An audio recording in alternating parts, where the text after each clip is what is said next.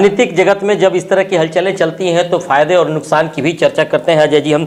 और जिस तरीके से हम बार बार इस बात की चर्चा कर रहे हैं कि नेता प्रतिपक्ष को लेकर क्या कुछ हो सकता है, कुछ आकलन किए जा रहे हैं, कुछ संभावनाएं पे बातचीत की जा रही हैं और साथ साथ राजनीतिक दृष्टिकोण से हम लोगों भी कहीं ना कहीं सूत्रों के हवाले से या विशेष तौर पर जानकारी लेकर बातचीत करते हैं। अजय जी भी कुछ उसी तरह के चीज़ों को रख रहे हैं। कमल जी के पास चलते हैं, जरा कमल जी से पहले जरा विश्वजीत जी समझ लेते हैं, तब कमल जी के पास आते हैं। विश्वजीत जी क्या कहेंगे? नेता प्रतिपक्ष को लेकर फिर से एक बार सत्ताधारी दल के नेताओं ने सवाल खड़े किए हैं।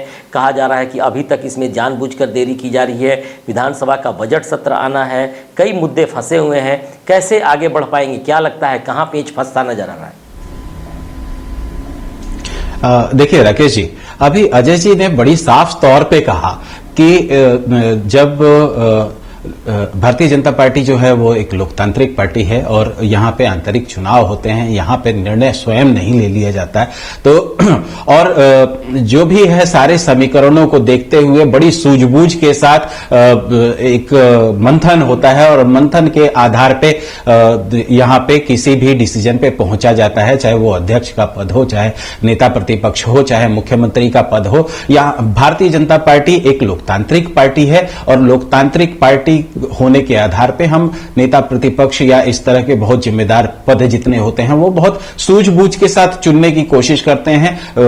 मंथन होता है और उसके बाद नेता का चयन होता है और हर रोल पे एक ऐसे आदमी जो कि सारे समीकरणों के साथ समाज के हित में काम कर सके, संगठन के हित में काम कर सके, ऐसे व्यक्ति को फिल्टर करके निकाला जाता है और फिर उनको उस पद का उस जिम्मेदारी को दिया जाता है ताकि आने वाले समय में वो अपनी कार्यकाल को अच्छी तरह से चला पाए, अच्छी तरह से निभा पाए।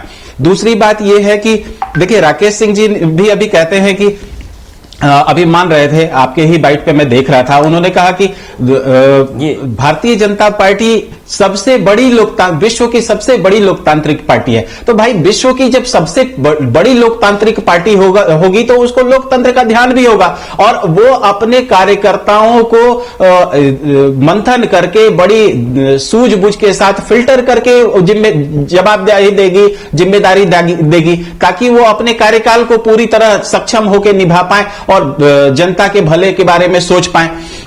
देखिए, अगर बात होती जेएमएम की तो आप सीधे तौर पे कहते हैं अगर वो चुनाव जीतते तो मुख्यमंत्री कौन बनेगा? चूंकि परिवार की पार्टी है तो एक व्यक्ति एक नाम है और हारेंगे तो नेता प्रतिपक्ष कौन बनेगा? तो बिना मंथन के, बिना सोच बुझ के उनके पास एक ही नाम है और वही बनते। जेएमएम का और कोई नेता नहीं बन सकता था।